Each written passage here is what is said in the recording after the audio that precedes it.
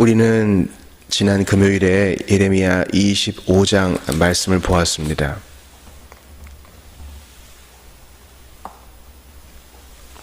그들의 죄악으로 그들은 바벨론으로 끌려가게 될 것입니다.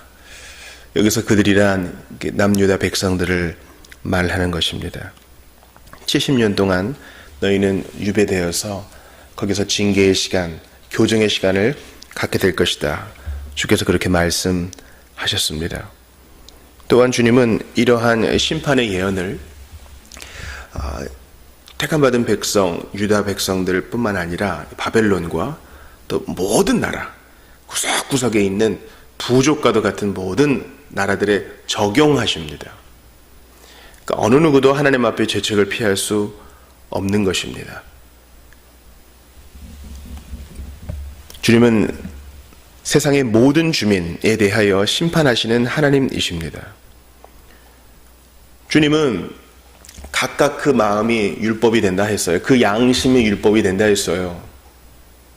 그러므로 우리 이 작금의 한국교회는 되어지는 일들을 보면서 좀 마음을 다시금 다잡아야 합니다. 왜냐하면 불신자들 가운데서, 비신자들 가운데서도 각각 그 마음과 양심을 돌아보아 부끄럽지 않으려고 애쓰는 사람들이 많이 있기 때문이에요. 그들이 알지 못하지만 하나님의 율법을 더듬어 지키고 있는 것입니다. 성경을 보면 비신자라 할지라도 택한 백성이 아니라도 언약의 말씀, 율법의 말씀을 지켜서 복을 받는 경우가 있어요. 이것은 일반 은총이라 합니다.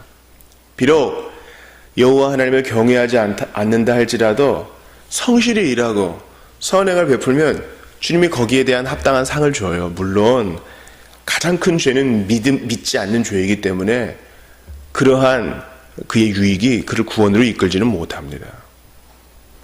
그런데 작금의 한국교회는 어떻습니까? 그렇게 비신자들이 일반 은총 가운데서 얻는 유익과 인정마저도 얻지 못하는 아주 슬픈 상황 아니에요? 우리는 그리스도의 심판대 앞에서 잘하였도다, 착하고 충성된 종아, 인정을 받아야 할 터인데 다른 모든 믿음 없는 자들과 함께 심판을 받아서야 되겠습니까? 정말 돌아봐야 됩니다. 그래서 예레미야에서 계속 강조하고 있는 그 정의,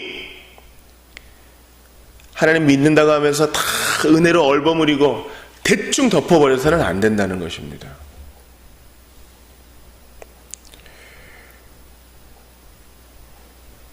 로마에 있는 개선문을 본따서 프랑스와 독일, 영국에서는 이제 그것을 본따서 자국에 또 개선문을 세웠습니다. 독일의 개선문에는요, 그들이 나폴레옹 시대에 어쩔 수 없이 프랑스군에 가담해가지고 자기들의 구호를 괴롭게 해야만 됐던, 점령해야만 됐던 쓰라린 역사를 가지고 있어요. 그거를 기억하자는 문구를 적어 놓았습니다. 그게 바른 역사의식입니다. 현재 우리의 부족함과 치욕을 잘 기억해서 다시 반복되지 않도록 역사를 되새김질해야 하는 것입니다. 좋은 기억만 아니라 나쁜 기억, 슬픈 기억도 우리의 반면교사로 삼고 앞으로의 세대에 물려줘야 할 바른 시각을 전달해 줘야 돼요. 예레미야 말씀을 통해서도 우리가 그래야 되죠. 봐라! 얼마나 누추해졌는가? 우리가 다시 이런 일을 반복해야 되겠는가? 그런 결론이 나야 됩니다. 다윗 시대에, 솔로몬 시대에, 몇몇 영웅들의 시대만 계속 우려먹어서는 안 되는 것이고요. 우리의 실패도, 우리의 타락도 현재 우리를 이렇게 세우는데 사용되어야 한다는 겁니다. 나는 이렇지 아니한가? 오늘 본문의 26장을 보니까 예레미야가 주께 명령을 받지요. 한마디도 감하지 말고 다 전해라. 이 말씀을 빼지 말라는 것은 신명기에서도 강조하고 있고 요한계시록에서도 강조합니다. 네가 이 말씀 빼면 그 자도 하나님의 생명책에서 뺨을 당하리라 하십니다. 그러므로 이 모든 신자들, 사역자들을 비롯하여 모든 신자들의 큰 유혹 중 하나는 사람들의 좀 구미에 맞게 적당히 해주고 싶은 그런 유혹이 있어요. 이겨내야 됩니다. 동료 신자가 방황합니다. 그런데 그의 구미를 맞춰주어야 된다는 생각에 책망도 하지 않고 하나님 말씀도 전하지 않고 그냥 안부만 묻고 내내 하다가 끝나겠습니까? 아니요. 그것은 바른 자세가 아닙니다. 전도를 합니다. 심판과 지옥불에 대해서 알려줘야 되는데 듣기 좋은 소리만 요즘 어떻게 지내세요? 살기가 힘드시죠? 내내만 하다가 마치겠습니까? 이 전도와 권면에 있어서는 상대방의 마음을 좀 불편하게 하는 요소가 있어요. 그리고 그렇게 불편하게 하는 요소를 직면해야 나중에 불의 심판을 피할 수 있습니다. 예레미야도 마찬가지예요. 사람들이 듣기 좋아하는 메시지 얼마든지 할 수 있죠. 그런데 주님은 그거 아니다. 한마디도 감하지 말아라 말씀하십니다. 우리가 기독교 교리를 다룰 때에도 예정을 빼놓지 않는 이유가 거기에 있어요. 하나님께 최대의 영광을 돌리는 겁니다. 분명히 유기된 자가 있습니다. 그들 스스로 죄책을 쌓는 자들이죠. 우리가 피해야 할 교리가 있는 것이 아닙니다. 그것을 직면하고 연구하면 다 하나님을 찬양하게 되는 것이요, 성경을 깊이 이해하는 데 도움을 줍니다. 그래서 예레미야는 하나님께서 그에게 넣어주신 말 하나도 가감하지 않고 전합니다. 그러자 반응이 어떻게 나옵니까? 8절을 보세요. 전하기를 다 마쳤습니다. 강하지 않고 다 전했어요. 그러자 제사장, 선지자, 모든 백성이 그를 붙잡고 너 죽어야 된다. 이 녀석 죽여버리자 합니다. 예수님이 당하셨던 바로 그 고초를 예레미야가 당하는 것이죠. 어떻게 여기 성전이 있는데 그 옛날 사무엘 시대 초기에 엘리 이후에 완전히 쇠락했다는 실로같이 되겠느냐. 우리는 그 정도 아니야. 이렇게 이제 항거를 합니다. 여러분 어떠세요? 이게 우리에게 적용되지 않아요? 한국교회가 어떤 교회인데 넘어지느냐. 선교사를 얼마나 보내고 경제발전을 얼마나 이뤄내고. 우리 더 이상 그거 울고 먹으면 안 돼요, 여러분. 그게 어느새 우리 자랑이 되어버렸어요. 그래서 선교 가서 현지인들 무시하고 말이죠. 그래서는 안 돼요. 선교사를 많이 파송하면 뭐 합니까? 여러분, 선교사 이제 젊은 사람이 안 가요. 한국교회 큰 위기예요. 이거 언제 한번 다룰 일이 있을 거예요. 아니, 인생이 좋은 날을 다 여기서 보내고 늙음하기 좋은 형편에 있으면서 현지인들보다 훨씬 월등한 삶을 살면서 어떤 선교를 합니까? 깊이 반성해야 될 부분이에요. 경제발전도 마찬가지예요. 거기에 대해서 역사적 숙고가 있어야 돼요. 그것을 위해 희생당한 사람들을, 그들을 위해 울어주는 일도 필요해요.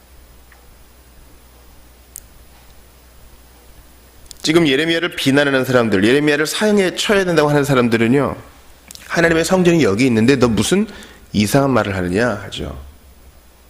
근데 지금 그들의 해석을 잘못하고 있어요. 이 성전 너희가 지금 계속 그렇게 고집 부리면 돌 위에 돌 하나 남지 않고 다 무너질 거야. 우리에게도 적용될 수 있죠.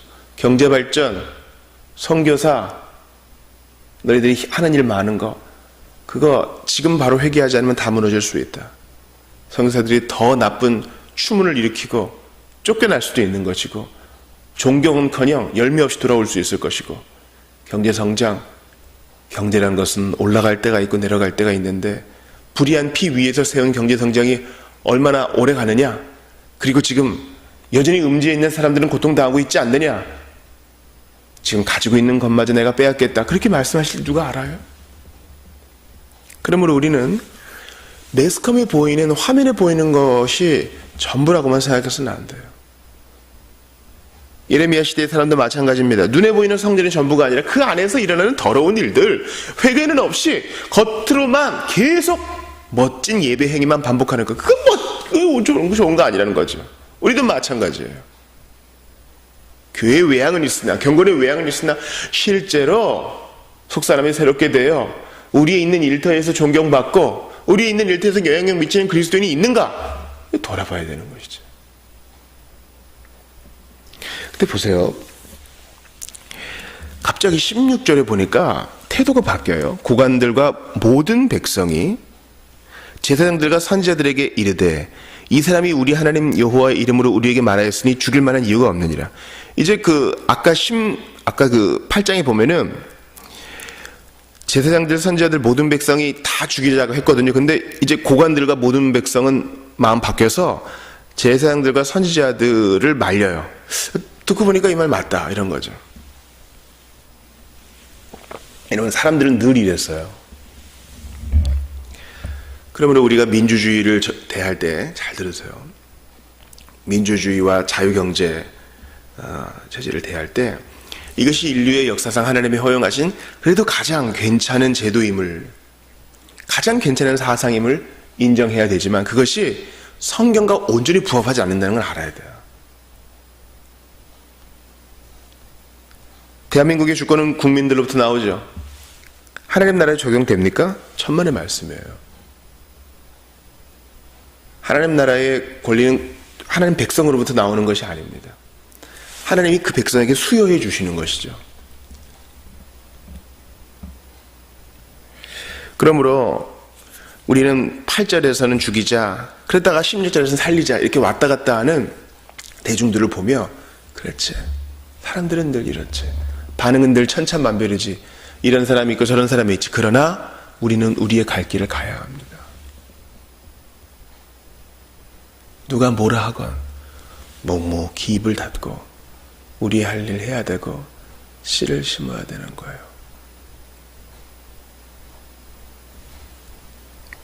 이것은 쉬운 일이 아닙니다.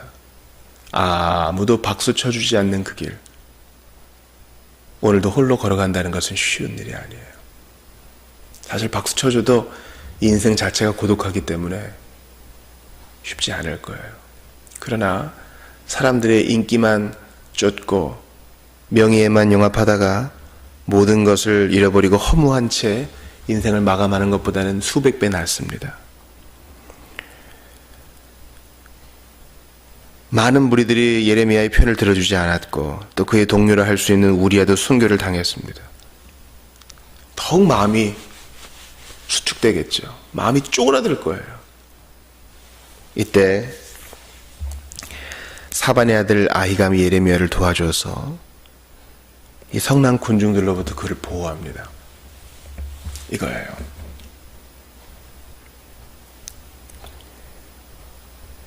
우리 주변에는 사람의 머릿수로 교회의 건강함을 판단하려는 사람이 있어요. 머릿수, 수. 언제부터 우리는 수를 강조하기 시작했습니다. 그리고 사람들의 기호에 맞는 음악, 사람들의 기호에 맞는 메시지를 전하기 시작했어요. 그리고 이것은 큰 유혹입니다. 예레미야는 감하지 말라, 더하거나 빼지도 말라라는 명령을 받았고 위협을 당했습니다. 하나님의 뜻대로 바르게 한다라는 것은요, 인기 별로 없어요. 바른 교회를 하고 싶습니다, 원칙적인 교회를 하고 싶다, 이런 사람들이 부담스러워합니다. 항상 그것은 소수의 무리로 남을 거예요. 그러나 사반의 아들 아히감과 같은 충성된 자들이 끝까지 원리 원칙을 고수하는 하나님 사람들을 기쁘게 합니다. 이거예요.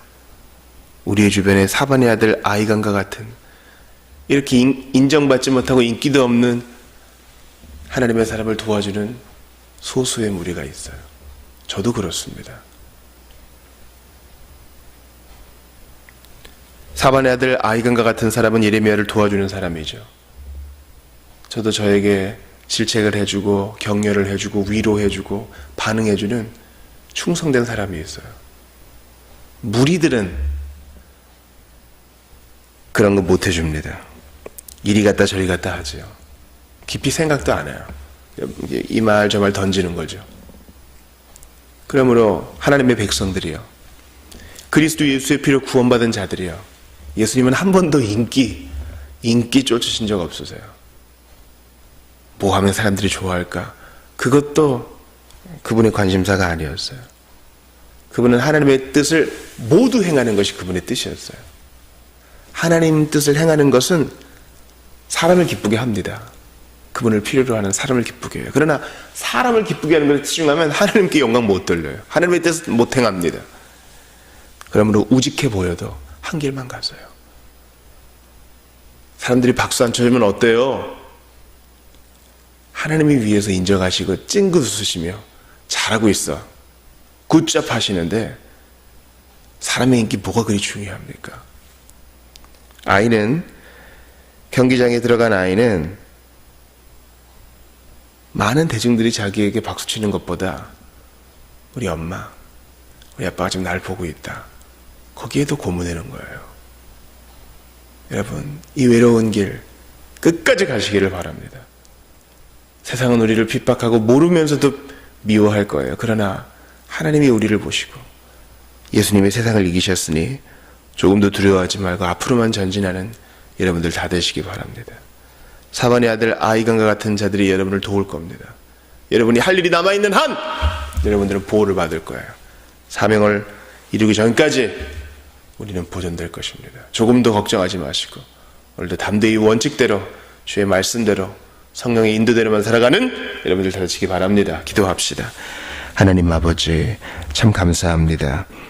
얼마나 두려웠겠습니까? 예레미야 사형 선고 받았지만 하나님 말씀 가감하지 않고 원칙대로 전하고 원칙대로 살았나이다. 우리도 그리할 수 있도록 도와주시옵소서. 동료 신자들이 우리아처럼 나가 떨어진다 해도 위축되지 아니하고 할 일 다 마치기 전까지는 갈 수 없다, 이 자세로 결연한 의지로 주님을 받들어 섬기게 하여 주시옵소서. 우리 주님 가신 길, 인기에 영합하는 길이 아니라 하나님 뜻 행하는 그 길로 가게 하여 주시옵소서. 예수님 이름으로 기도합니다. 아멘.